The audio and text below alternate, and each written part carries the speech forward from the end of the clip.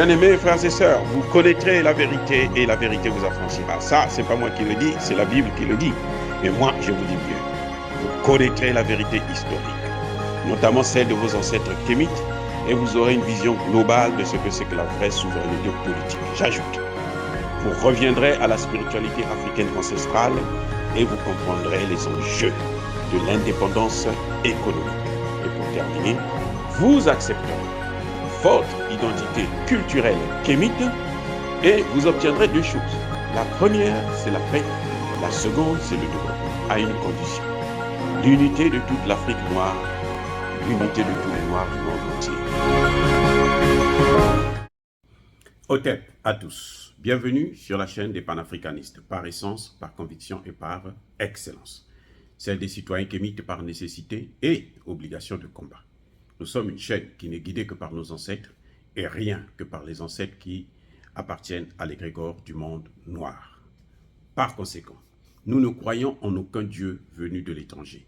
Toutefois, cette vidéo n'est aucunement destinée à inciter à la haine ou à la violence, car nous menons un combat qui est d'abord et avant tout spirituel, intellectuel et démocratique. Ensuite, il est politique, géopolitique et géostratégique contre l'impérialisme, le colonialisme, le néocolonialisme et l'endocolonat, qui sont tous qualifiés de crimes contre l'humanité. Nous menons ce combat sur la base du principe fondamental que nous avons hérité de nos ancêtres kémites, qui est celui de la Mahat, c'est-à-dire solidarité, vérité et justice. Vous êtes donc en droit de connaître la vérité et nous avons l'obligation de vous dire la vérité, rien que la vérité, afin que justice soit rendue au continent africain. Et ça, c'est notre modeste contribution dans cette noble lutte en faveur de la souveraineté, la dignité, la solidarité et l'unité africaine. C'est exactement ça que nous appelons le panafricanisme. Bien-aimés frères et sœurs, dans la crise, la guerre ouverte entre le Rwanda et le Congo démocratique, je pense que M. Tshisekedi doit désormais se préparer pour une guerre totale contre le Rwanda, pour envahir le Rwanda. Parce que vous savez, on ne prépare pas la paix sans préparer la guerre. Vous voulez la paix, vous devrez vous préparer à une guerre. Et c'est ça le problème de la RDC. Actuellement, ce qui est en train de se passer, c'est que le Rwanda est pendant qu'ils sont en train de se battre dans le nord du Kivu, dans le sud, le Rwanda donne de l'argent à des Rwandais pour qu'ils aillent acheter les terres des gens qui sont pauvres à des prix, bien entendu, défiant toute concurrence et des prix vraiment très, très, très bas. Et comme ce sont des populations presque abandonnées, négligées, donc ils prennent les terres et celui qui, écoutez bien ce qui est en train de se passer, celui qui est sur la terre est le propriétaire de la terre. Donc, les vrais propriétaires se déplacent, ils cèdent le terrain aux Rwandais, et les Rwandais auront le droit de dire, de revendiquer que cette partie-là, c'est une partie du Rwanda. C'est ça le problème. Donc, aujourd'hui, si Tshisekedi est sérieux, parce qu'il ne faut pas qu'il compte, moi je crois qu'aujourd'hui, au Congo démocratique, on devrait oublier le problème des élections. On devrait oublier le problème des élections. Les Fayoulou et surtout Katumbi, Moïse Katumbi, c'est même pas la peine. Lui, c'est le candidat de Washington. Donc, lui, c'est clair que la tête qu'il a, c'est une tête de quelqu'un qui ne pourra jamais accepter même la défaite. Donc, c'est clair que on va aller encore vers une division pendant que le pays est en train d'être occupé. Par les mêmes qui obligent le Congo démocratique à aller vers la démocratie, aller vers des élections. Ce que le président Tshisekedi doit faire, c'est de se préparer. Je l'ai déjà dit, il ne peut pas s'armer avec les armes que l'Occident donne aux Rwandais. C'est clair qu'il ne pourra pas vaincre les Rwandais. Donc lui, il faut qu'il aille vers les opposants, vers la Russie, vers la Chine, vers la Turquie, pour s'acheter des armes de pointe, pour équiper. Écoutez, je vais vous dire une chose. Vous savez, les F-16 là, des Américains, aucun Congolais ne peut utiliser ça. Aujourd'hui, des pays comme l'Arabie Saoudite, ils se disent que non, nous, ces armes-là, on n'en a plus besoin. Vous savez pourquoi? Parce que les F-16, quand vous les achetez, chaque fois que vous devrez les utiliser, les États-Unis doivent vous donner un code. Et ce code, il est valable quelques heures, 10 heures maximum. Après les 10 heures, là, il faudra encore commander un autre code. Ça, c'est les F-16. Donc, vous ne pouvez pas opérer. Les batteries, là, les missiles patriotes.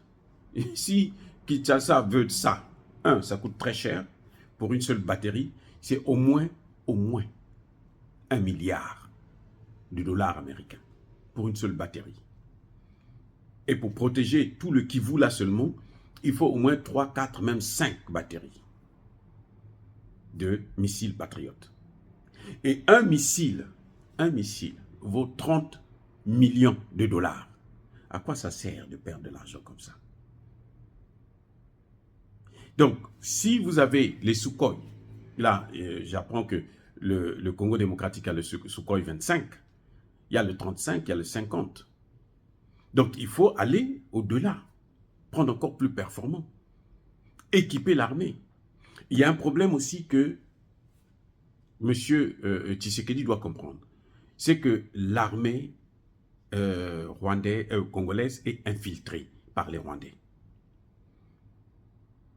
Parce que Kabila avait commis la plus grosse erreur de sa vie, de venir avec les Rwandais au Congo-Kinshasa. Vous voyez, c'est Kabila qui a amené les Rwandais là-bas, dans l'armée.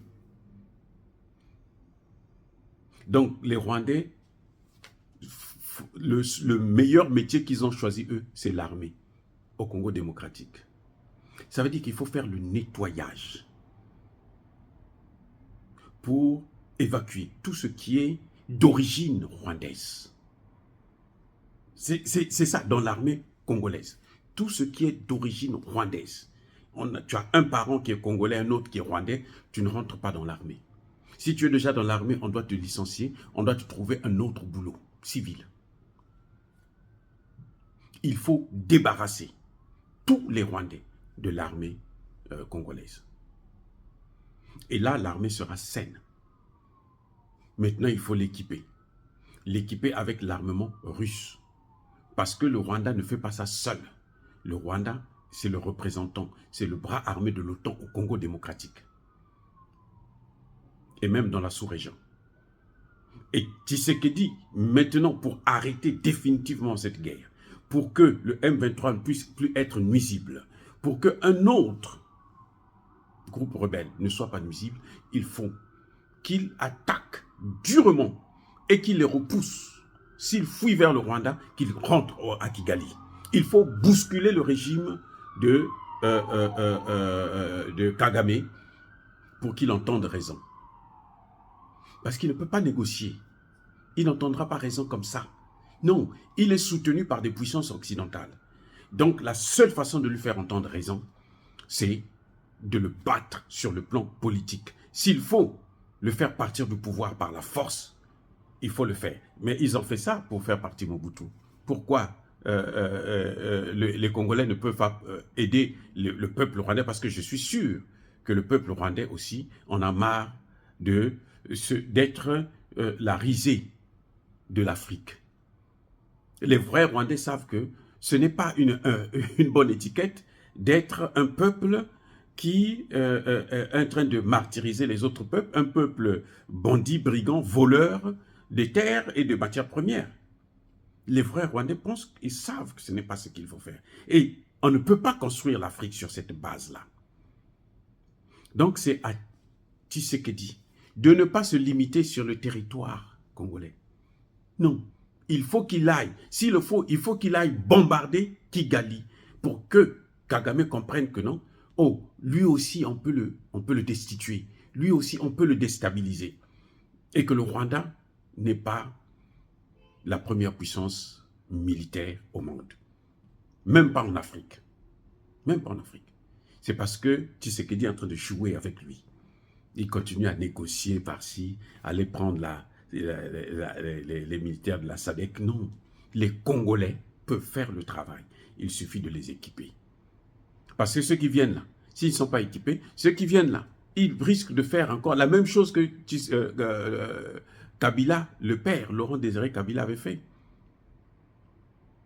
Les Rwandais l'ont aidé, et puis les Rwandais ont commencé, c'est même les Rwandais certainement qui l'ont tué, ont commencé à lui faire toute la misère du monde.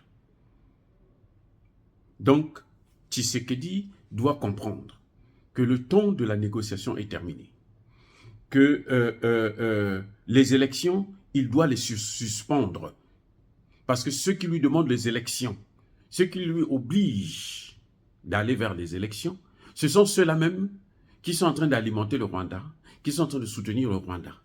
Même si du bout des lèvres, ils essaient de condamner. En fond, ils ne condamnent pas parce que ce sont eux les maîtres de cette action. Ce sont eux qui tirent profit des matières premières. Ce n'est même pas les Rwandais, ce sont eux.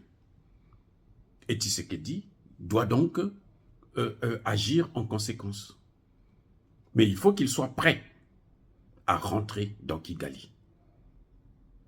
Il faut, je répète encore, si on veut la paix définitivement, il faut neutraliser Kagame. Il faut neutraliser l'armée, détruire l'armée rwandaise. Il faut la détruire. C'est tout. Parce que c'est cette armée qui rentre, qui soutient les rebelles au Congo démocratique. Il faut la détruire et encercler les M23 sur le sol congolais. Aussi simple que ça. Si on détruit, on agit une grande opération militaire pour détruire l'armée rwandaise. Le Rwanda, c'est un petit 21 000 km². C'est quoi? C'est zéro. On peut dévaster ça en quelques jours. C'est tout. Avec l'armement russe, ça peut faire l'affaire, mais alors très très très bien.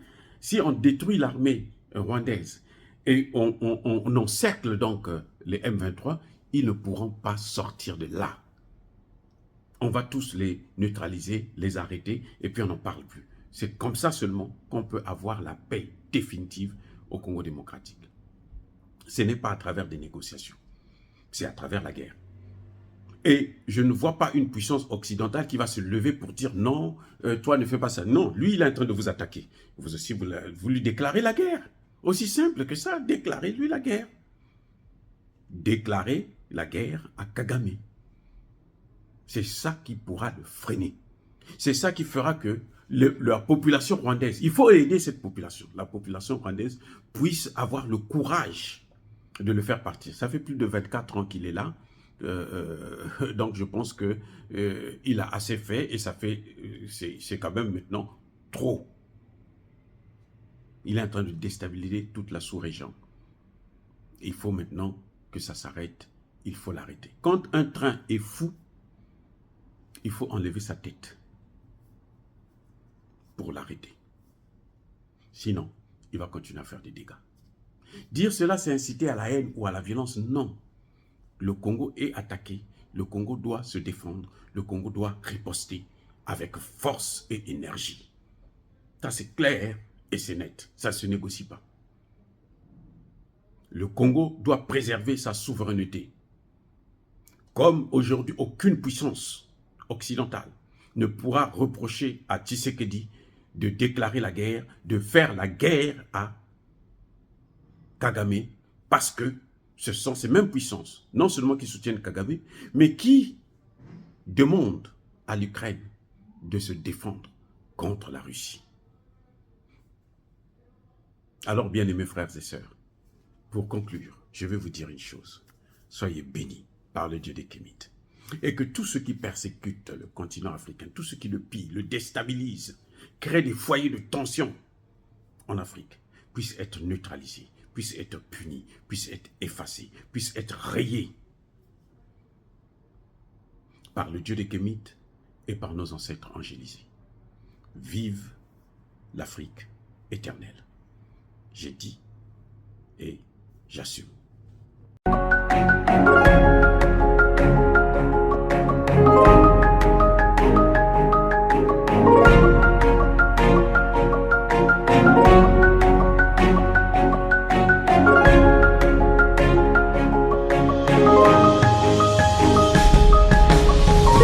Eux, ils marchent par la foi et non par la vue.